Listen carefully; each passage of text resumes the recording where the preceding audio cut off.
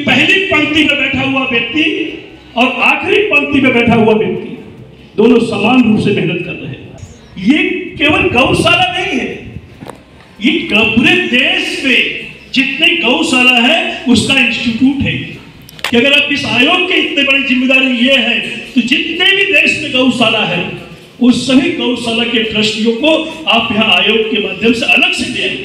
तो जहाँ गौशाला होगा वहां पे प्रकृति की रक्षा तो अपने आप पर्यावरण की रक्षा हो जाएगी। जितने भी गौशाला हो इसी तरह से कार्य करे, ये आप लोगों को बता रहे हैं।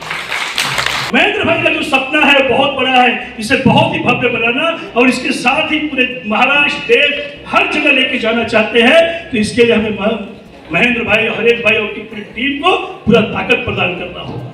रायपुर धर्मलक्ष्मी जनसेवा ट्रस्ट के संस्थापक अध्यक्ष धर्मेंद्र शर्मा अपने मित्रों सहित एंकर वाला अहिंसा धाम कच्छ गुजरात में आयोजित विशेष सेमिनार में उपस्थित हुए और वहां पर भगवान महावीर पशु रक्षा केंद्र एंकरवाला अहिंसा धाम द्वारा 600 एकड़ में बने हुए गौशाला और वेटरनिटी हॉस्पिटल पर्यावरण पर चल रहे कार्यों को देखकर अपना विशेष भाव प्रकट किया। 29 और 30 जून 2 दिन तक धर्मेंद्र शर्मा कन्यादान परिवार के संस्थापक अध्यक्ष अपने मित्र गणेश अग्रवाल जी, चेतन शाह जी के विशेष आमंत्रण पर मुंद्रा कच्छ में 600 एकड़ में बने हुए गौशाला, जीवदया और पर्यावरण के कार्यों पर आयोजित सेमिनार में पहुंचे। साथ में आचार्य बालकृष्ण जी महाराज, गणेश अग्रवाल जी, छोटा चेतन जी, जय दुबे, उत्सव शर्मा उपस्थित थे। एंकरवाला अहिंसा धाम संस्थान ने बहुत ही विशेष आयोजन कर देश के अलग अलग स्थान से कई सामाजिक संस्थाओं के ट्रस्टी व कई गौशाला संचालक और कई भामाशाहों को आमंत्रित कर अपने कार्यों के बारे में सभी को विस्तार से बताया और सभी को अपने अपने संस्थानों के कार्यों पर व अहिंसा धाम के कार्यों पर अपने विचार रखने का अवसर प्रदान किया और सभी का सम्मान किया। साथ ही सामाजिक क्षेत्र में विशिष्ट कार्य करने वाले समाज सेवकों का विशेष रूप से सम्मान किया गया।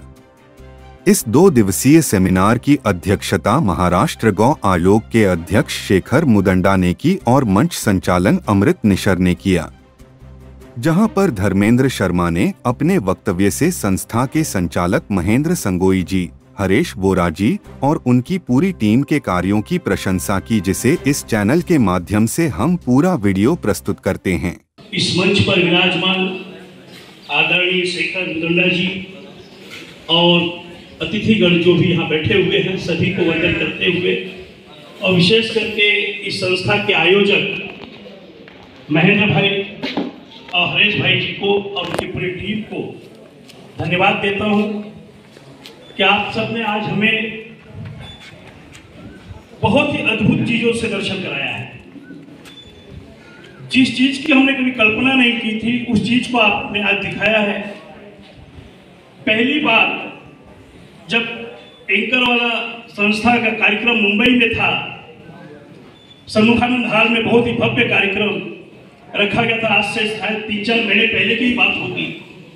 तो अरविंद जोशी जी के माध्यम से आस्था चैनल की जो है उनके माध्यम से मैं वहाँ पहुँचा था और वहाँ पर जब सारी चीज़ें यहाँ पे जो आज मैंने लाइव देखी है उस समय वहाँ पे मैंने स्क्रीन पे देखी थी और मनोज मुफ्ती सर के मुझसे सुनी थी सारी बातें। उन्होंने बताया था कि किस तरह से ये संस्था काम करती है। तभी फिल्म की जैसा वहाँ लग रहा था और बहुत अच्छा लगा वहाँ पे। लेकिन उसी दिन से एक जिज्ञासा अंदर से आई कि कभी न कभी अवसर जब मिलेगा, तो मैं नहीं जानता था कि अवसर इतना जल्दी और इतने आसानी से मिल जाएगा। तो जब भी अवसर मिलेगा इस स्थान को मैं लाइव देखने की कोशिश करूंगा और अपने खर्च भी करूंगा, ऐसा मेरी भावना उस समय थी। क्योंकि मुझे नहीं पता था कि आप सब इतना सुंदर व्यवस्था करके यहाँ पे लोगों को ला करके ये सब चीजें दिखाते हैं। लेकिन हमारे मित्र चेतन शाह जी, जिसे छोटा चेतन बोलते हैं, और गणेश अग्रवाल जी के माध्यम से मुझे ये अवसर प्राप्त हुआ। महेंद्र भाई तक हमारी बात गई और यहाँ पे आने का हमारा नाम यहाँ पे लिखाया गया। और जब उन्होंने चर्चा की तो मैंने बोला 1 ही मिनट उन्होंने कहा कि मुझे वहाँ पे जाना है। क्योंकि ये बात मैंने तो केवल एक ट्रेलर देखा था वहाँ पे सम्मुखानंद हॉल में और लाइव देखने का मौका मुझे मिलेगा। और जब मैं यहाँ आया तो मुझे एक ही चीज अभी तक सुबह से शाम तक समझ में आई। कुछ देर पहले किसी वक्ता ने एक बात कही कि जब स्वामी जी शायद कह रहे थे कि जब तक हर व्यक्ति के अंदर महेश भाई और हरेश भाई जैसा जुनून और ताकत नहीं आएगा तब तक इतने बड़े काम नहीं हो सकते। तो मैंने सुबह से लेकर शाम तक एक ही चीज देखा कि पहली पंक्ति में बैठा हुआ व्यक्ति और आखिरी पंक्ति में बैठा हुआ व्यक्ति दोनों समान रूप से मेहनत कर रहे हैं, दोनों समान रूप से मेहनत कर रहे हैं। हम आप लोगों ने देखा होगा कि जहां जहां हम गए होंगे वहां हमें पानी मिल रहा है, नींबू पानी मिल रहा है, हमारे पहुंचने से पहले व्यवस्था वहां पहुंच रही है। और हम अब थक गए थे कुछ देर पहले, अब तो थोड़ा सा सब शांति से बैठ गए हैं, लेकिन कुछ देर पहले सब थके तो मैं खुद थक गया था और मैंने कहा भी चेतन भाई को चलो होटल चलते हैं। थक गए, लेकिन जब यहाँ पे बैठा, गुरु जी को सुना, स्वामी जी को सुना, फिर से शायद जिज्ञासा ही नहीं, ये केवल गौशाला नहीं है, ये पूरे देश में जितने गौशाला है उसका इंस्टीट्यूट है, क्या बात है, उसका कॉलेज है ये। पूरे देश के जितने भी इंस्टीट्यूट है, मैं आयोग के अध्यक्ष यहाँ बैठे हैं, महेंद्र भाई भले कुछ भी कहे कि हम अपनी सिस्टम से ही काम करेंगे, लेकिन आपका कर्तव्य बनता है और आपसे निवेदन भी करता हूं मैं कि अगर आप इस आयोग की इतनी बड़ी जिम्मेदारी ये है तो जितने भी देश में गौशाला है उस सभी गौशाला के ट्रस्टियों को आप यहाँ आयोग के माध्यम से अलग से देंगे और बताइए कैसे गौशाला चलाया जाता है और गौशाला के साथ साथ प्रकृति को कैसे बचाया जाता है, क्योंकि जहाँ गौशाला होगा वहाँ प्रकृति अपने आप आ जाएगा। क्योंकि गौ कहाँ रहती है? जंगलों में रहेगी, बगीचों में रहेगी, हरे भरे स्थानों पे रहेगी। तो जहाँ गौशाला होगा वहाँ पे प्रकृति की रक्षा तो अपने आप पर्यावरण की रक्षा हो जाएगी। और यही महेंद्र भाई और हरीश भाई की पूरी टीम कर रही है। और जितनी चीजें हमने देखी, इतने बड़े 600 एकड़, हम लोग तो 1-2 एकड़ की बात करते हैं, हम भी संस्था चलाते हैं, आज पहली बार लगा कि हम कुछ नहीं करते। 8 साल से हम संस्था चला रहे हैं मुंबई में। मैं अपनी संस्था के बारे में बात नहीं करूंगा, लेकिन पहले मैं बता दूं कि हम कुछ भी सेवा नहीं करते। जो सेवा हरीश भाई और महेंद्र भाई की टीम कर रही है, और इतने सुंदर ढंग से, केवल गाय गौशाला ही नहीं, उस गाय कहते कि गाय ऐसा जानवर है, जानवर नहीं बोल सकते, माता बोलते हैं। क्यों? क्योंकि हमारी सारी देवी देवताएं उनके अंदर बैठी हुई, सारी देवी देवता, किसी की पूजा करने की जरूरत नहीं है। जहां जहां शंकर जी की पिंडियां निकली है ना, वहां का इतिहास उठा के देखिए, उनकी उत्पत्ति कैसे हुई। जहां गौ माता ने जाकर के खड़े होकर अपने आप दूध की बौछार की है, वहीं पे भोलेनाथ का उत्पत्ति हो गया है, वहीं पे शंकर जी की पूजा की जाती है। तो गौ माता उनके बीमारी से लेकर, जैसे हमें बीमारियां होती है, एक इंसान को बीमारियां होती है, वैसे गौ माता को बीमारियां होती है। डायबिटीज है, ब्लड प्रेशर है, सेम जैसी चीजें हमारे अंदर होती, वही चीजें उनके अंदर होती। और उन चीजों की जड़ को पकड़ने का काम एंकर वाला ने किया है। उनका दवा, उनको कैसे रखा जाए, उनके खाने की व्यवस्था देखा आपने, कैसे डाइनिंग टेबल लगाया हुआ था, और कैसे जैसे अगर हम इंसान भी कभी मालूम है, जब खाना खाने की व्यवस्था होती, कुछ देर पहले आपने देखा होगा, हम भी प्लेट लेके लाइन से खड़े हो जाते हैं। सेम वही व्यवस्था गाय माता कर रही थी वहां पे, जैसे दरवाजा खुला और वो दृश्य अद्भुत था, वो दृश्य बहुत ही अद्भुत था।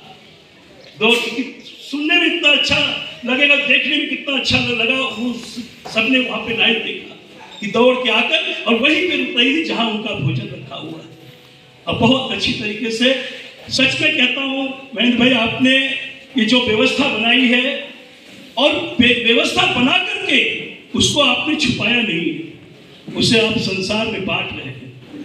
और आपकी इच्छा है कि जितने भी गौशाला हो इसी तरह से कार्य करे, ये आप लोगों को बता रहे हैं। ये आप बता रहे लोगों को, गौशाला बनाना, गाय को पालना और फिर उसके थोड़े से दूध निकाल करके बाहर सेल कर देना, फिर वो गाय दूध नहीं देगी तो उसको हटा देना। कुछ गौशाला ऐसे भी चलते हैं, नाम की गौशाला नहीं, सच में गौशाला कैसी होनी चाहिए वो महेंद्र भाई ने बताया हमको। और कोई भी कार्य, मैंने पहले कहा कि सरकार तो सब कुछ करती है, कोई काम सरकार के भरोसे नहीं करना चाहिए।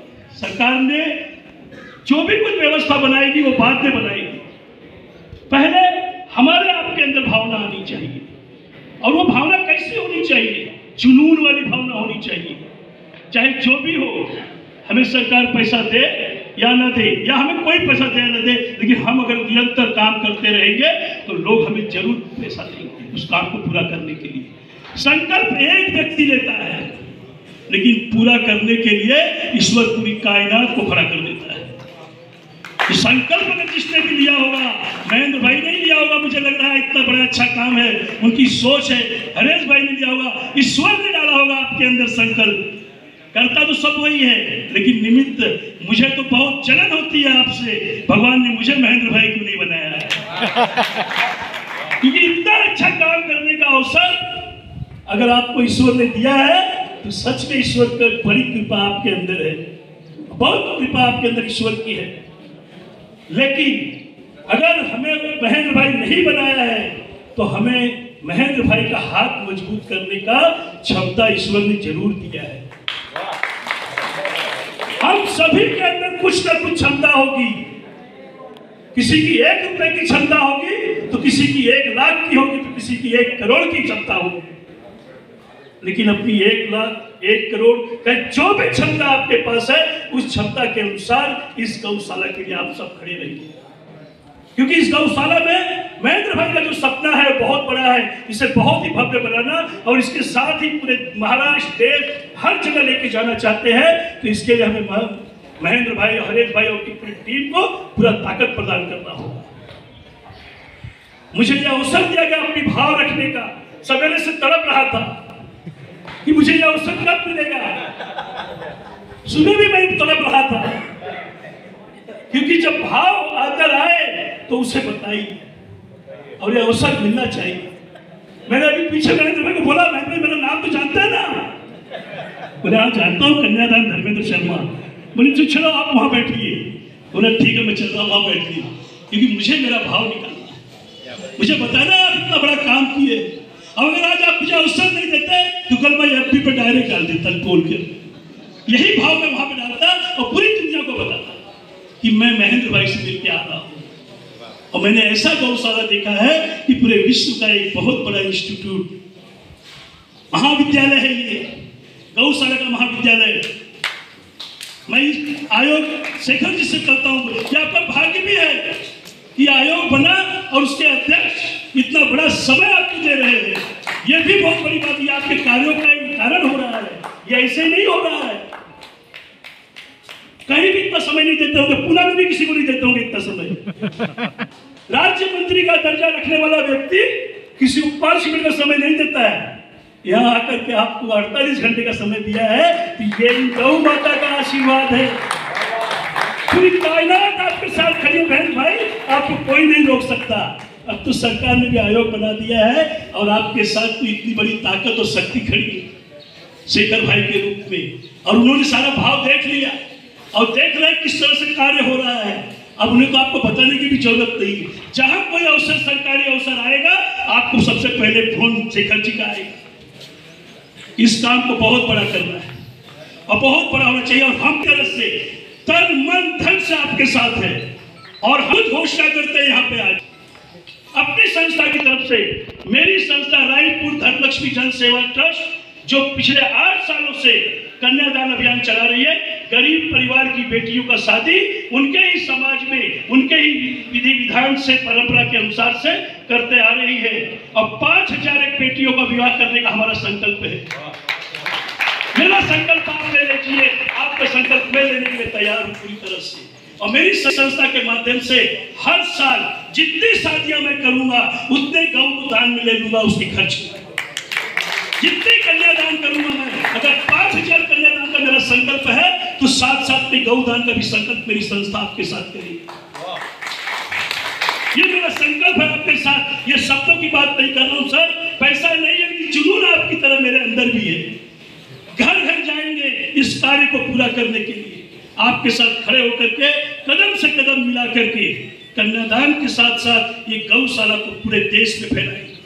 केवल ये कच्छ ही नहीं, लोग कहते हैं कच्छ देखा नहीं, कुछ नहीं देखा, ये गौशाला, आप ऐसे कई गौशाला बनाएंगे लोग कच्छ देखेंगे, हर प्रांत में लोग कच्छ देखें, ऐसी भावना होनी चाहिए। 35 साल में अगर आपने एक कच्छ बनाया है तो आने वाले 10 सालों में कई कच्छ की तरफ गौशाला बनेगी। ये भावना होगी, और ये भावना पूरी कब होगी और ये संकल्प पूरा कब होगा? जब आप सब जिस तरह से इस भाव से उन्होंने यहाँ बुलाया हम लोगों को, उसी भाव से हम लोग खड़े होंगे। एक दिन हमारे घर में बच्चे की पार्टी होती ना, बर्थडे की, हम लोग 30-40 हजार यूं फूंक देते हैं, याद है ना आप लोग को? केक काटते हैं, मजे करते हैं, मस्ती करते हैं, होटलों में खाना खा के खत्म कर देते हैं। हम एक बार अपने बच्चे के बर्थडे में सोचे कि हम हर साल अपने बच्चे के बर्थडे में एक गौ माता को गोद लेंगे।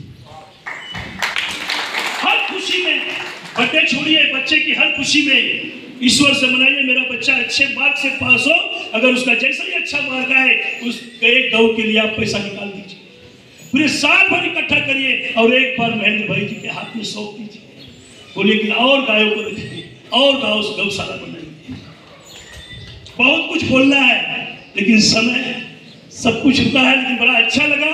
सबसे बड़ी बात कि आप लोगों से मिलकर बहुत अच्छा लगा। बहुत नए लोग, अच्छे लोग, और यहाँ पे बहुत सारी संस्थाएं बैठी हुई हैं, बहुत सारे लोगों की गौशाला है। एक अक्सर क्या होता है पता है आपको? जिसकी जो संस्था होती है ना, वो दूसरी संस्था को कॉम्पिटिटर समझता है, वो बुलाता ही नहीं, अपने कार्य को समझाता ही नहीं है किसी को। लेकिन इनके अंदर अपना कोई थोड़ी है कि मतलब कि मुझे बना के अकेले आगे जाना है। उनको पता है कि अगर ऐसे गौशाला बहुत बनेंगे तो बहुत सारी गौ का लाभ होगा, बहुत सारी गौ माता का भला होगा। ये सोच है उनकी, और उन्हें अवसर दिया कि धर्मेंद्र जी आप अपनी संस्था के बारे में बताइए। कौन अपना मंच देता है अपनी संस्था के बारे में बताने के लिए? लेकिन ये महेंद्र भाई की उदारता है। मैं आपकी उदारता को नमन करता हूं और आपके इस कार्य के लिए कृतज्ञता व्यक्त करता हूं कि ईश्वर आपको अपार शक्ति प्रदान करे। और जब भी जो ये अवसर हो मुझे जरूर याद करिए। मेरा नाम धर्मेंद्र शर्मा है।